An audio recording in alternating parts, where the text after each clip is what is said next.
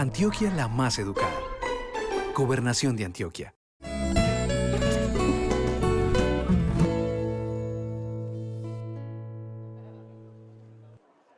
La historia del ser humano es la historia del uso de la energía.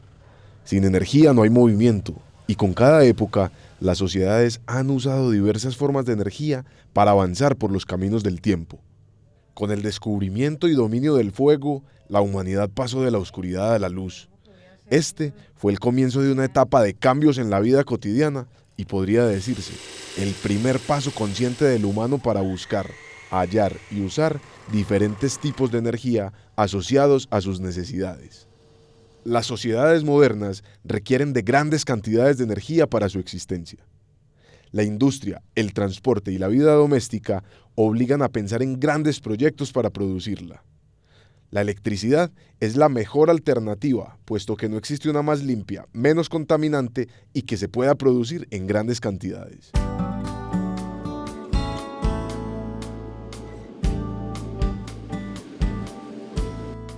Su topografía montañosa y la abundancia de las aguas que bajan por sus laderas le permiten a Antioquia ser el departamento líder en Colombia en la producción de energía eléctrica. Un aprendizaje de más de 50 años desde que se construyó el primer embalse del Peñol y que ha dejado enseñanzas también en la manera de disminuir y atender los impactos que tiene un proyecto grande como este. El Plan Integral Hidroeléctrica Ituango es ahora el gran reto para el gobierno de Antioquia y también para las comunidades que viven hoy en las zonas en donde se realizan los trabajos. Para seguir haciendo de Antioquia la más educada, nos metemos en las represas y en el río Cauca, en las obras que se realizan y en la comunidad, para conocer lo que va a pasar, la utilidad del Plan Integral Hidroeléctrica Ituango para el futuro del país y para la zona en donde se construye.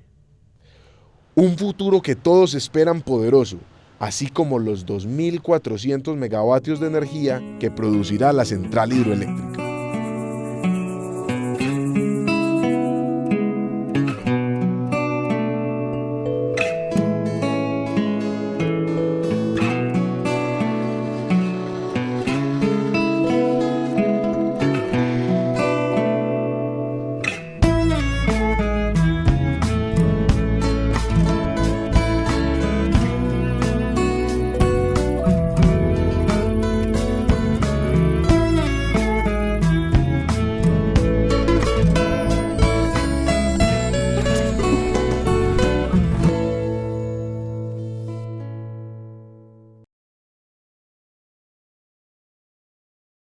Sí, mejor, porque ya uno hay veces que no tiene la forma de comprar las velas.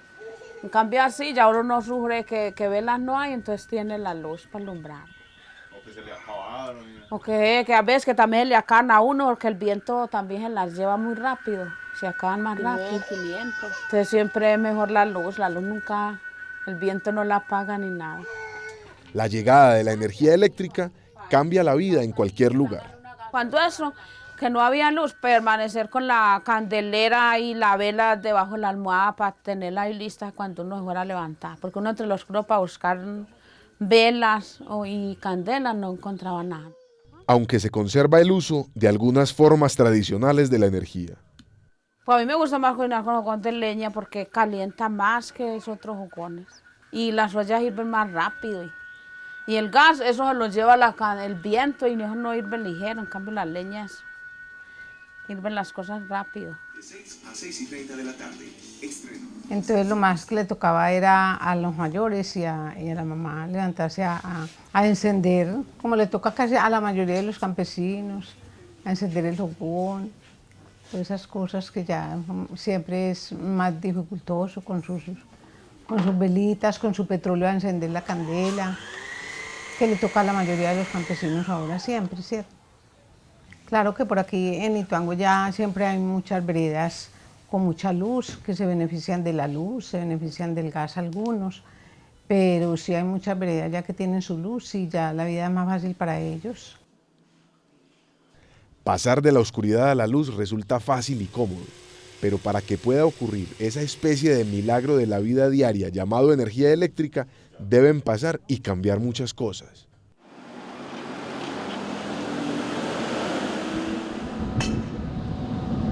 El combustible o la materia prima para generar en una planta hidroeléctrica es el agua. La tengo embalsada, lo que hago es circularla por tubería de alta presión para que coja una velocidad y esa velocidad me va a hacer mover unas turbinas. Ya esa energía que teníamos almacenada en ese combustible que es agua, la vamos a convertir en energía eléctrica.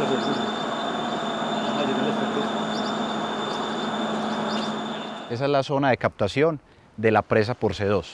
Esto es una presa donde se embalsa el agua del río Porce, el río que primero es el río Medellín, luego se convierte en el río Porce.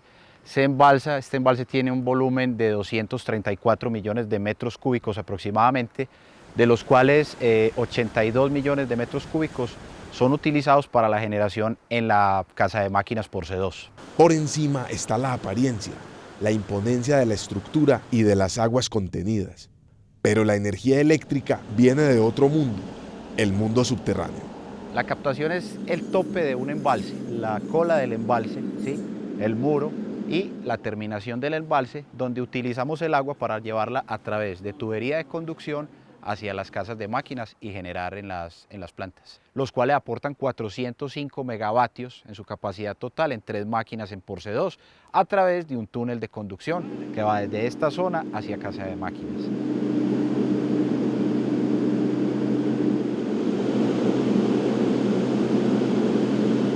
Cuando llega el agua y mueve las turbinas, ¿sí? Lo que pasa allí es que hay un acople de la turbina con un sistema que se llama un sistema eléctrico que se llama el rotor.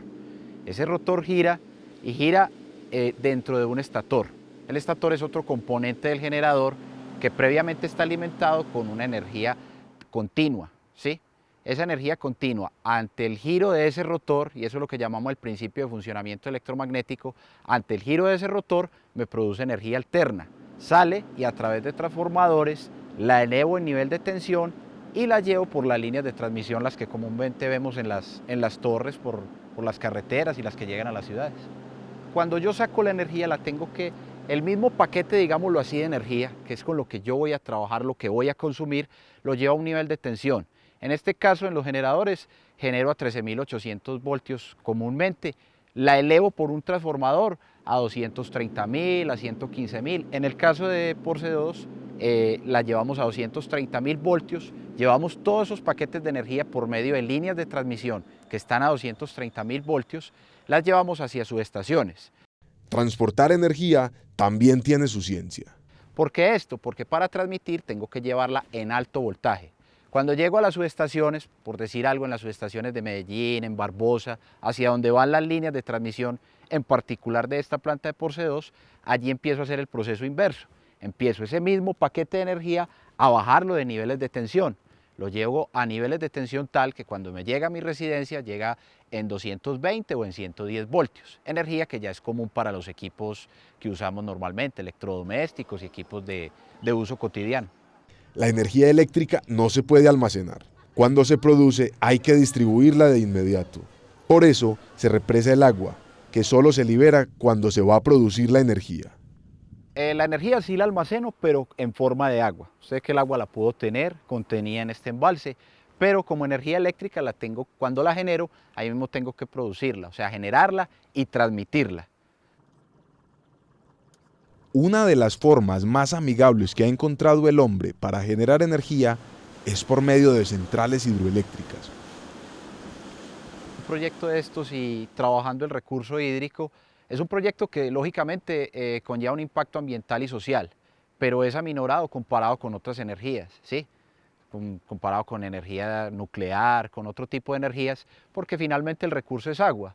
Y lo que estamos haciendo es que para mitigar esos impactos ambientales y sociales se trabaja con planes de protección ambiental a todas las cuencas de los ríos, a las zonas de embalse, y en la parte social se hace reubicación y se dan planes de mejoramiento social para la gente que está impactada por estos proyectos. Y por supuesto, todos estos impactos ambientales y sociales son tenidos en cuenta en el Plan Integral Hidroeléctrica Ituango, la más importante obra de infraestructura eléctrica del país, que se levanta aquí en Antioquia, en medio de 2 grandes regiones y entre 2 cordilleras.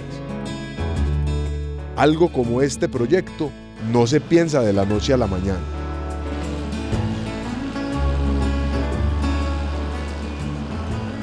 Bueno, para llegar a este sitio ha sido necesario recorrer más de 30, casi 35 años de estudios. Hoy en día este es el proyecto de todos, el más estudiado, y por ello es que estamos sobre él. Pero realmente los estudios básicos, los estudios geológicos, estudios hidrológicos, estudios topográficos, estudios económicos, estudios de demandas de energía, estudios ambientales también, todos estos estudios han sido venido ejecutados a lo largo de 3 décadas para poder llegar al fin del proyecto como está hoy, tal cual.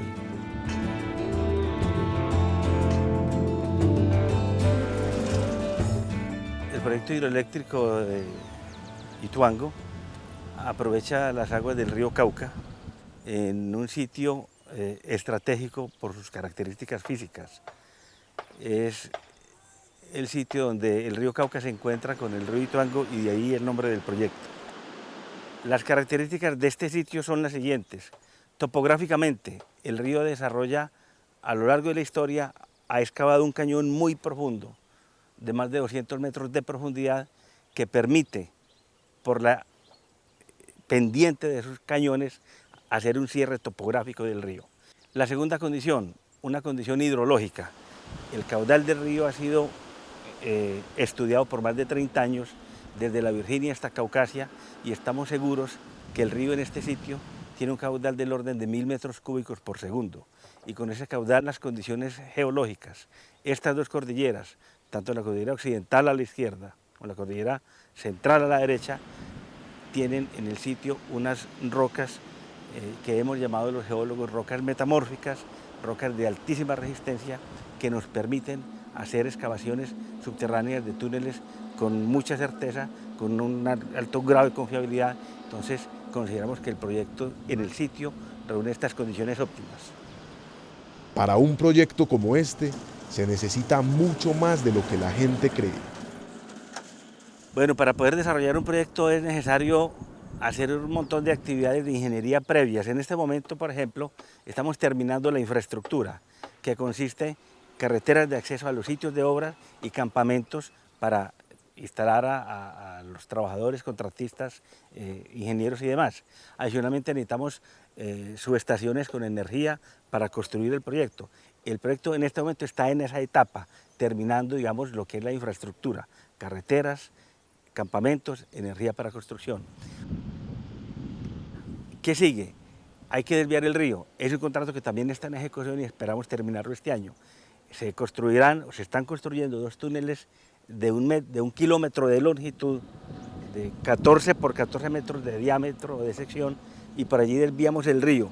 Una vez desviemos el río, por esos túneles de desviación, hay un tramo de 1 kilómetro que queda seco, y en ese tramo entonces empezamos a levantar el muro o la presa, una presa que tendrá 225 metros de altura, una presa más grande en Antioquia.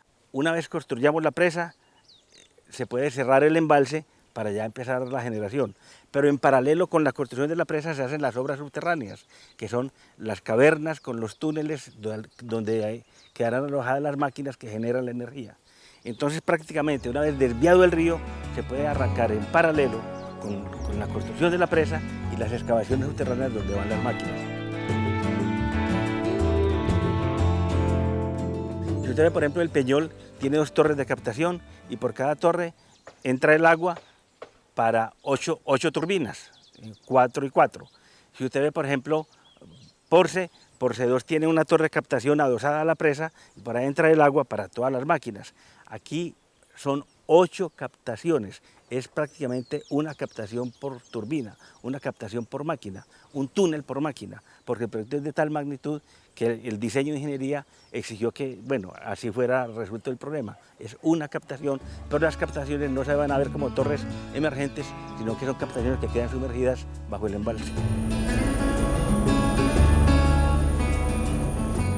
El río Cauca queda represado entre la presa y la cola, que es más o menos a la altura de Olaya, en unos 76 kilómetros de longitud. Esos 76 kilómetros de longitud de río represado generan un área de embalse de unas 3.800 hectáreas de tierra inundada. Y el volumen de agua es del orden de 2.700 millones de metros cúbicos de agua que queda ahí atrapada para generar energía. 2.700 millones de metros cúbicos, para que tenga una idea, es más del doble del embalse del Peñol, que es el embalse más grande del país en este momento. Entonces, este embalse en cuanto a volumen será mucho más grande que el Peñol, aunque no en área, porque aquí el volumen lo da es por la profundidad del embalse. Construir esta represa vale 5.500 millones de dólares. Levantar el muro que contendrá las aguas del Cauca es como levantar un edificio de 70 pisos. Es la obra de ingeniería más grande de Colombia, con influencia en 12 municipios de Antioquia. El proyecto va a generar 2.400 megavatios en 8 máquinas de 300 cada una. Esto supera cualquier proyecto construido en el país. Se ha estimado que la energía generada por el proyecto abastecería el 25% de la demanda ella sola del país. Se puede decir que el Plan Integral Hidroeléctrica Ituango es el punto de partida hacia el desarrollo de la infraestructura de esta zona. Definitivamente estos proyectos representan un mejoramiento de la infraestructura y de las condiciones de conectividad de la región. Le pongo el ejemplo concreto del proyecto. Entre San Andrés de Cuerquia y el Valle de Toledo fue necesario ampliar, rectificar y pavimentar 24 kilómetros de carretera. Adicionalmente hubo necesidad de mejorar la carretera de San Andrés de Cuerquia hacia las partidas de San José de la Montaña. Y actualmente hay un contrato para mejorar la vía de las partidas de San José hasta los llanos de Cuibá. Todo ese eje hasta el proyecto queda en unas condiciones óptimas. Adicionalmente, los ramales que van hacia los sitios de obras son carreteras con muy buenas especificaciones, carreteras completamente pavimentadas. Y recientemente la empresa acaba de adjudicar un contrato para construir 38 kilómetros de carretera, desde Puerto Valdivia hasta el sitio de las obras, bordeando el río Cauca. Esa carretera por ahora será una carretera para el proyecto, pero cuando el proyecto esté en operación, esto será un anillo vial que comunicará toda esta región, porque imagínense, uno desde Ituango para salir al Cauca ya no tiene que dar toda esta vuelta por la cordillera. Todos estos pueblos quedan intercomunicados. El Plan Integral nos pone más allá de donde pensamos.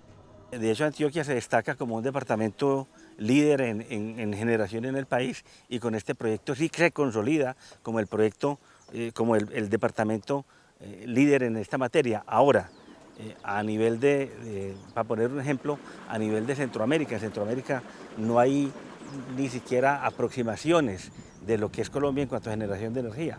Ningún país en Centroamérica tiene siquiera instalado la mitad de lo que tiene Colombia. Es por eso que un proyecto de esta naturaleza no solamente abastece la demanda interna, sino que podrá tener una oferta energética para otras regiones que definitivamente están muy lejos de igualarnos en cuanto a los precios de energía.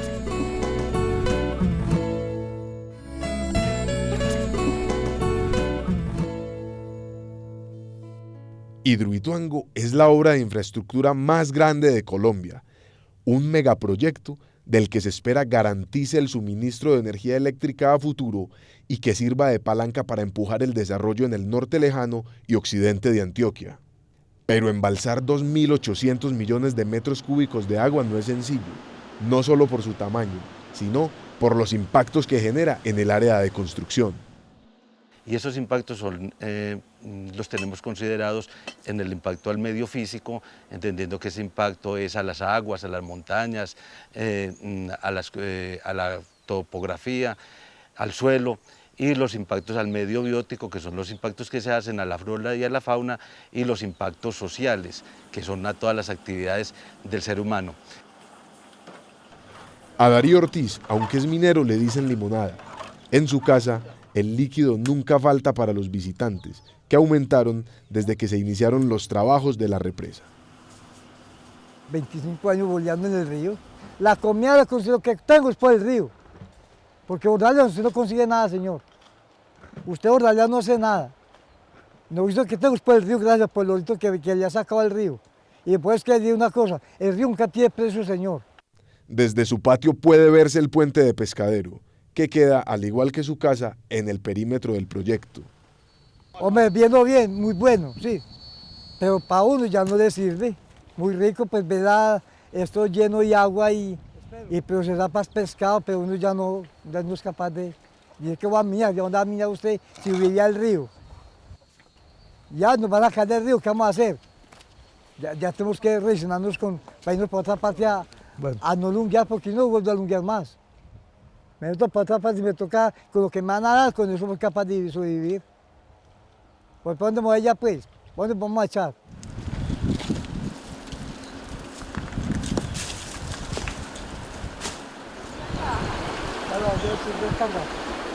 No, ya aún.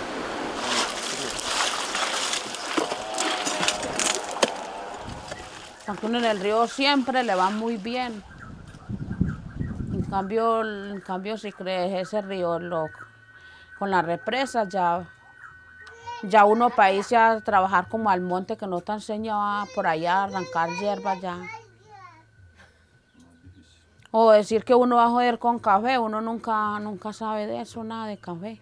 En el caso del proyecto Ituango tenemos una área de influencia directa local de 62 veredas y un área de influencia directa puntual básicamente en los corregimientos de Oro Bajo, que es del municipio de Sabana Larga, Barbacoas, que es en el municipio de Peque, que son los 2 centros poblados que se van a inundar con el embalse, y ya las viviendas dispersas que tenemos a lo largo del cañón del embalse, y las viviendas que se afectan por las construcciones de la vía, como la vía ampliación y rectificación de la vía San Andrés el Valle y la construcción de la vía Puerto Valdivia Sitio de Presa. Entonces son las comunidades que atendemos como de manera y de área de influencia directa puntual. El Valle de Toledo es la primera zona habitada a la que la vida le ha cambiado.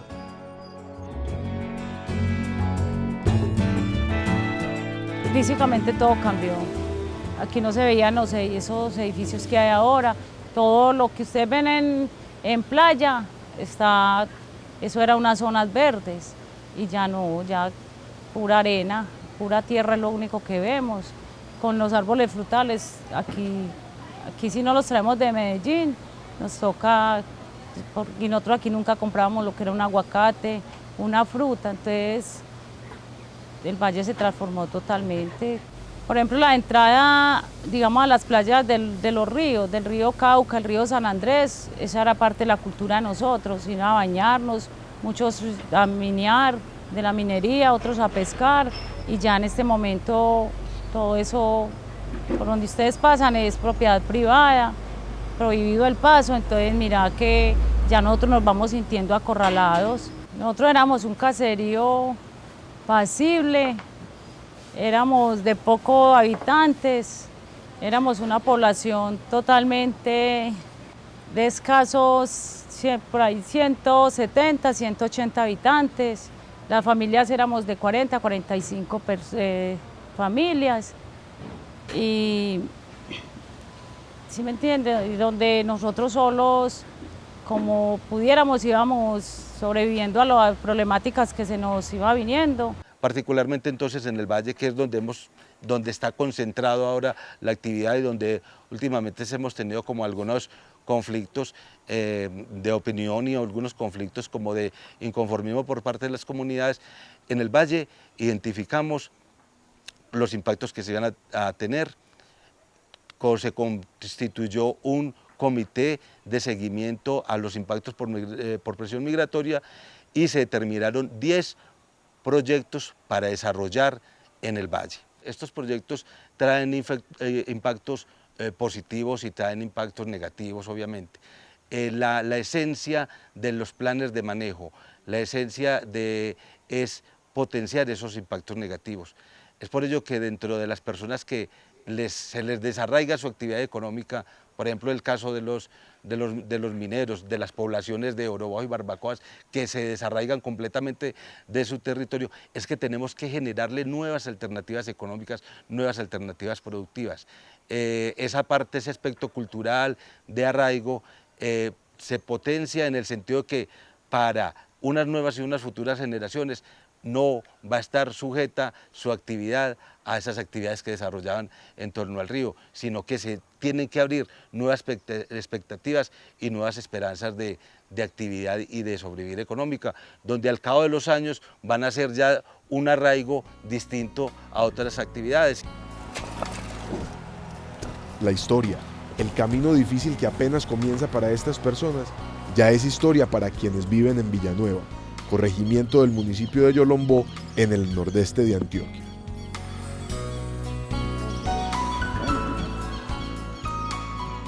En este sitio fueron reubicadas 191 familias, provenientes de 4 veredas diferentes, inundadas para la construcción de Porce 2.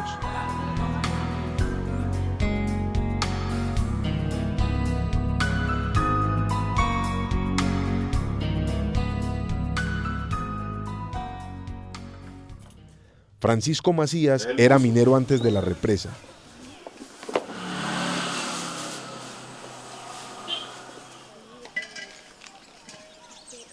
Arregló para dar paso a la obra, pero está de nuevo en el río.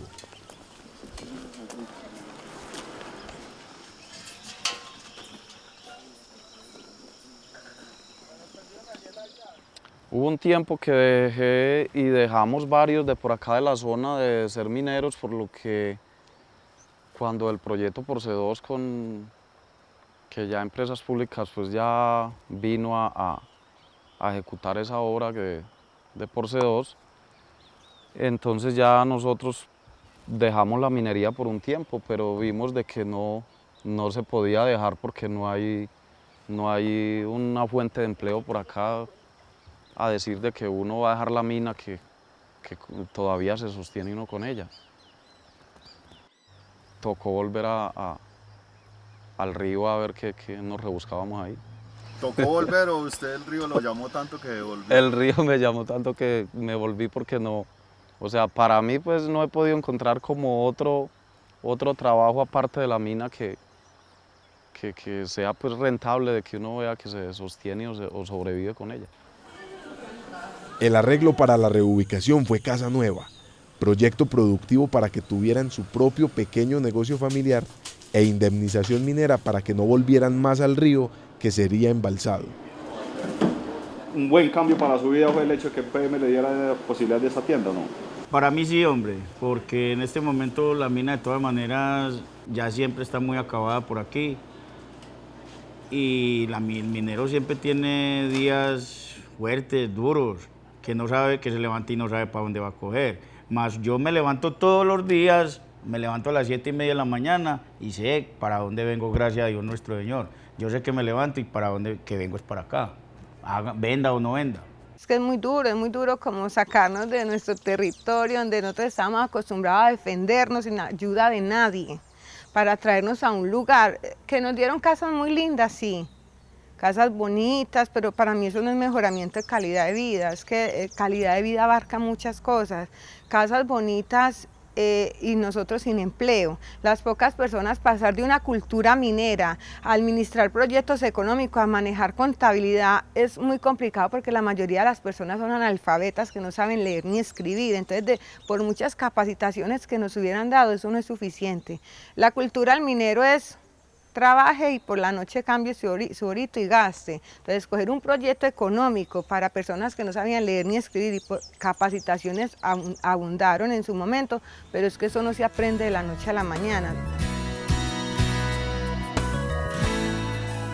Mucha gente le fue mal por los cambios, les pusieron proyectos, les dieron proyectos y no les quedó grande, no fueron capaces, o no fue muy productivo. ¿Cuánto les pago? Eso es para anotar.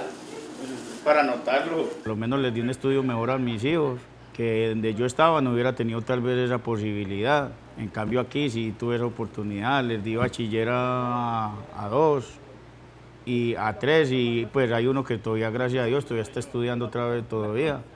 No sé hasta donde Dios nos ayude. La agua sí es un cambio muy bueno, mucho mejor, porque nosotros donde estábamos cargábamos el agua al hombro o en bestia. En cuanto a eso, sí, porque aquí hay un acueducto muy bueno. Energía sí teníamos, pero también muy bueno. En cuanto a vivienda, las viviendas sí son un poco mejor que las de nosotros, porque nosotros teníamos eran unas casas de barro. Aquí hay gente que tenían casas de plástico, tapadas, cercadas con plástico. Más aquí nos dieron unas casas igual a todo el mundo. Con Porce 2 se estrenaba la legislación ambiental en la construcción de megaproyectos. Quizá por eso, en la aplicación quedan vacíos. Empresas Públicas destinó unas zonas verdes a las personas para que pudiéramos ejercer los juegos la diversión con nuestros hijos. Ahora en estos momentos el alcalde que hay, el alcalde actual, nos dice a la comunidad si va a comprar esa zona verde al frente de su casa o se la vendo a otro, porque yo lo que necesito es plata. Y Empresas Públicas dice que le entregó unas facturas, unas escrituras al municipio y que él ahora no puede hacer nada con eso, con esa problemática, que Empresas Públicas no puede hacer nada con esa problemática que hay. Que eso quedó a favor del municipio, que el municipio verá qué hace con eso. Y luego, si yo no lo compro, lo van a vender a otro así porque así. Para cuando se construyó Porce2 empieza a surgir la legislación ambiental en Colombia a partir de la Constitución y la Ley 99 del 93, donde ya las exigencias y la mirada se centra en la parte ambiental y en el cuidado del medio ambiente también que se tiene que tener para los proyectos. Entonces ya se empieza a dar un giro como en la mirada y en la forma de la construcción y de atención de los impactos que se generan con los proyectos. Cuando se construyó el Peñol Guatapé, en Colombia no existía legislación ambiental. O sea, los proyectos eran manejados desde el punto de vista eminentemente técnico, viendo pues las necesidades y las demandas en su momento. Entonces no había una legislación ambiental que regulara pues la construcción como de este tipo de proyectos. Señor, imaginen pues, les va a lanzar un chisme. Yo no es que sea chismosa ni nada por el estilo. Para nada chismosa, ¿cierto que no? No, señora, ¿cierto que no, curita? Imaginen pues, que es que me dijeron que tienen ganas de inundarnos el pueblito y entonces don Demetrio anda todo preocupado, que qué va a hacer con todas las tierras, ¿sí o qué, don Demetrio? Dígame, mi niña. Que está muy preocupado, que porque es que le están pidiendo las tierras, que qué vamos a hacer, y entonces que el maíz, ¿qué? Pues no sabemos qué podrá ocurrir con mis campesinitos, Sí. porque aquí están viniendo a comprarme las tierritas y entonces ¿dónde van a trabajar ellos? ¿Cierto que sí? Eso está como preocupante, hombre. Sí. Le informa a toda la comunidad que el proyecto, el contrato del maestro aquel... Aunque el Peñol fue fundado hace más de 300 años, la historia local parece iniciarse solo desde la construcción de la represa.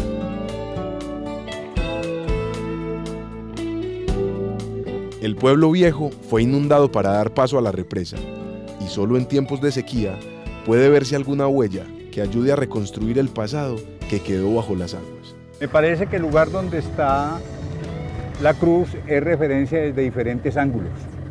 Es referencia geográfica, es referencia cultural, es referencia religiosa inclusive.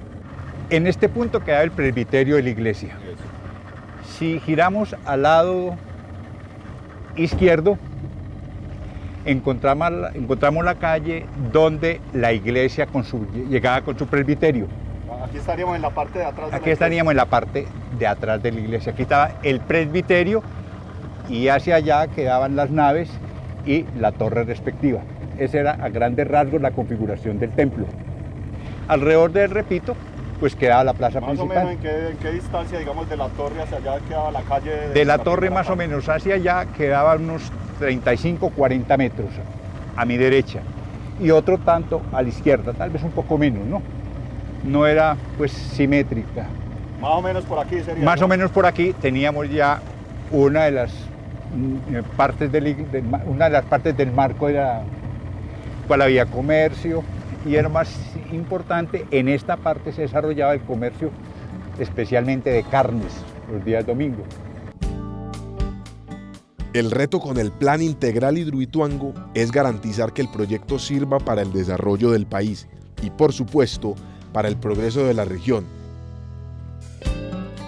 Y les invito a todas las comunidades, a quienes lideran, a los alcaldes, a que nos paremos y demostremos de lo que somos capaces cuando le apostamos a la inteligencia, a la decencia, al respeto y a la dignidad. Ese es el reto aquí y ahora, y nosotros estamos listos para hacerlo, estamos listos para caminar, estamos listos para trabajar y estoy seguro que nosotros lo podemos hacer. Para eso se diseñó el Plan Integral Hidroeléctrica Ituango.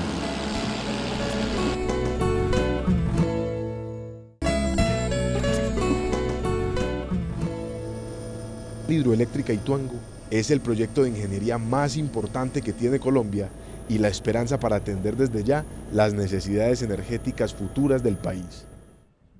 El plan como el proyecto va a tocar la vida de todos los habitantes del territorio.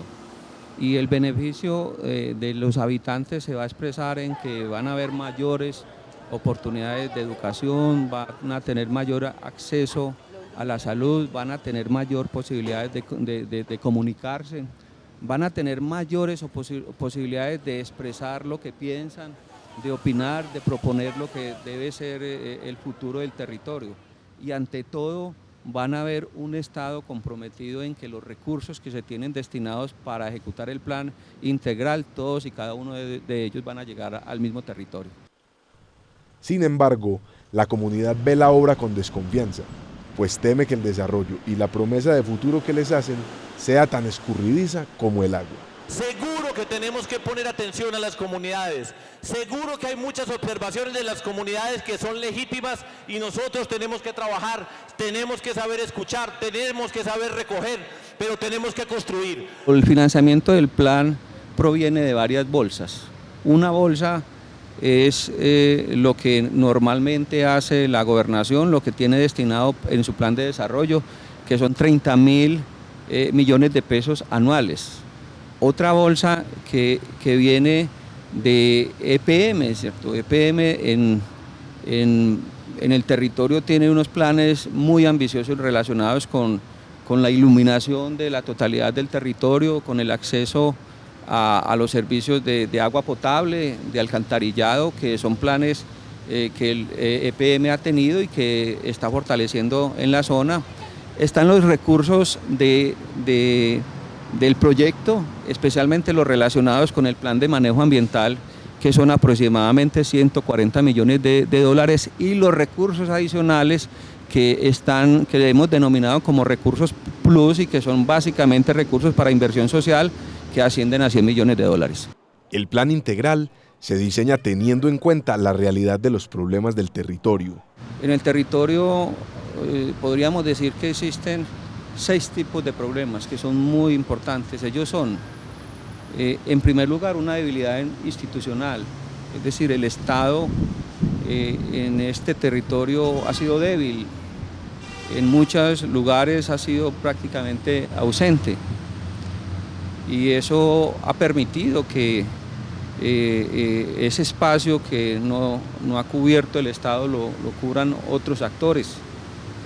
De otro lado está la violencia. Este es un territorio que ha vivido con el conflicto armado durante más de 40 años y eso ha llevado a que se genere una cultura del miedo, de que la gente tenga mucho miedo de expresar sus opiniones, pero también de demandar sus derechos.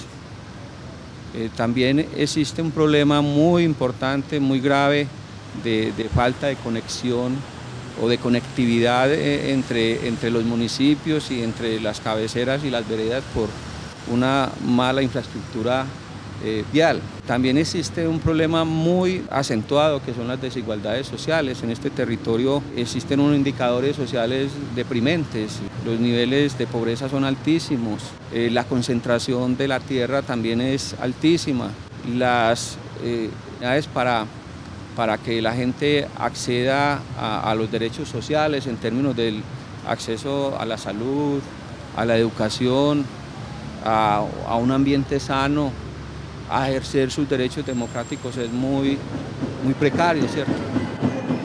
El alcalde de cada municipio debe convertirse en un líder que movilice a la comunidad a participar en las decisiones acerca de cómo invertir los recursos de acuerdo con las necesidades de cada localidad.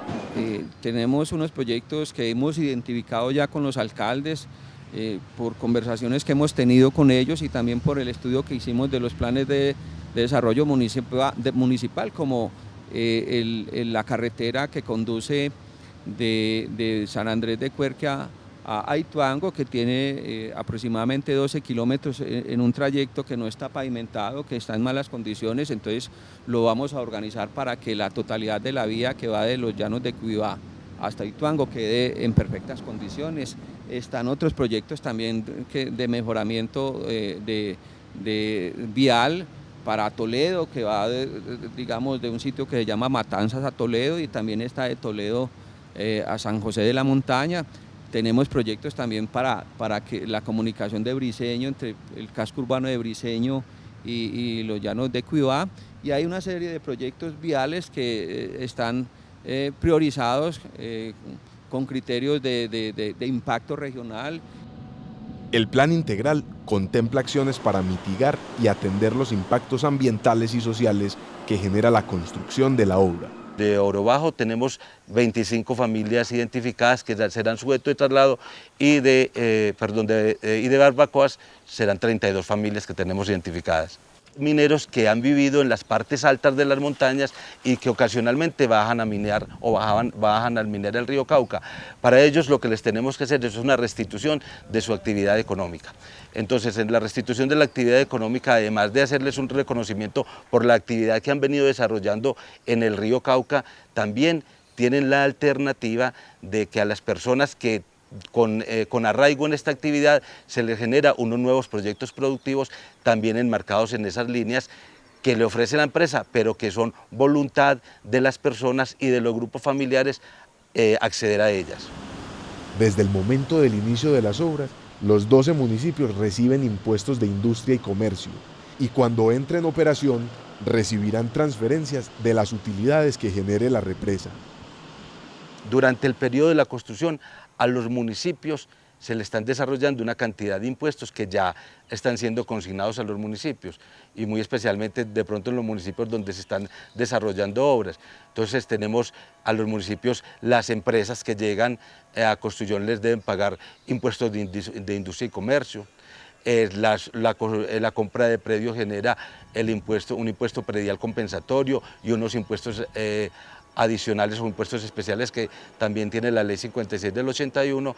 Entonces, en ese sentido, desde ya para los municipios se les están generando unos ingresos durante la construcción, pero realmente los ingresos fuertes y se estabilizan a partir del momento de la generación del proyecto. Vamos a atender a 1000 familias adicionales, no de las familias que tenemos identificadas como afectadas, sino 1000 familias adicionales con proyectos productivos, una actividad de titulación de tierras que hemos encontrado en toda esta zona, una gran informalidad en la tenencia de la tierra. Vamos a trabajar con los niños, jóvenes y adolescentes en prevención de la drogadicción, de la prostitución, del desplazamiento.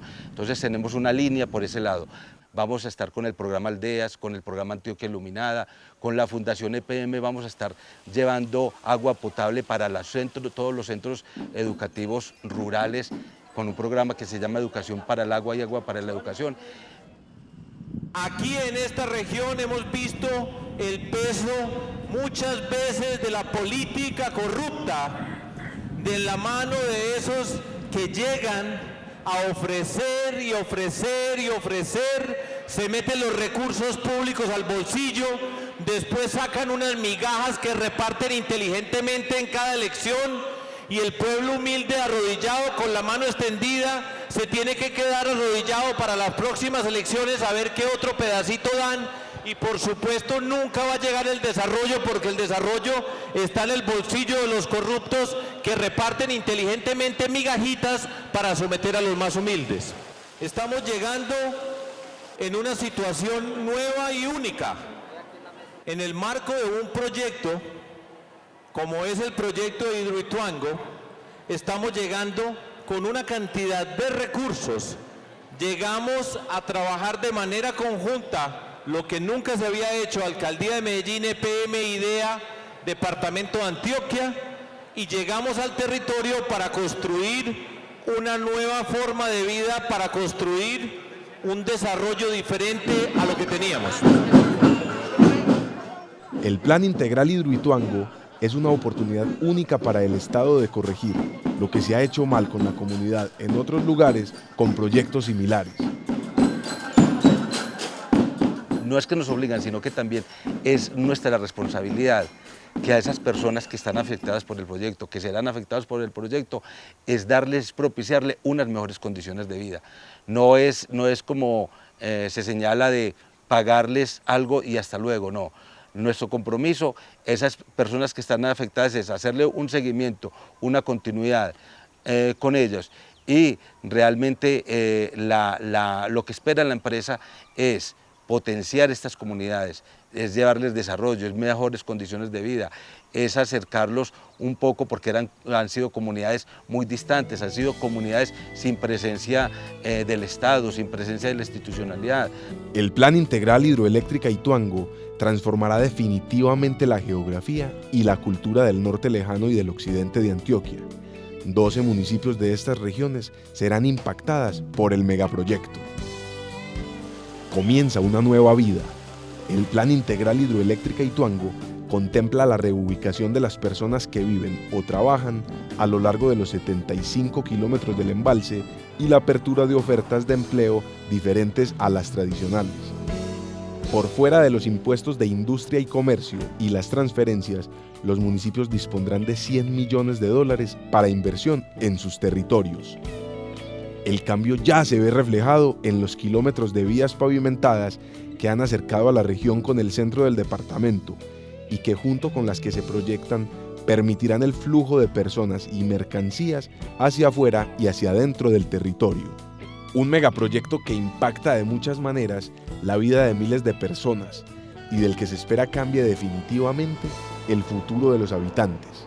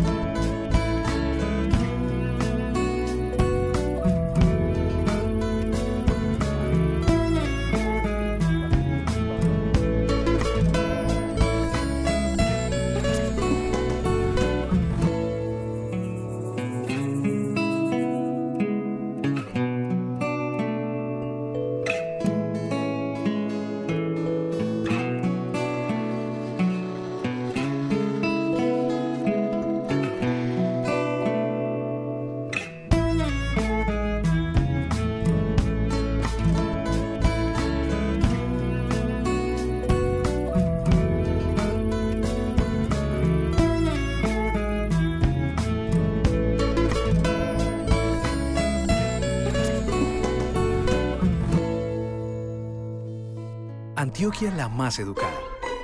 Gobernación de Antioquia.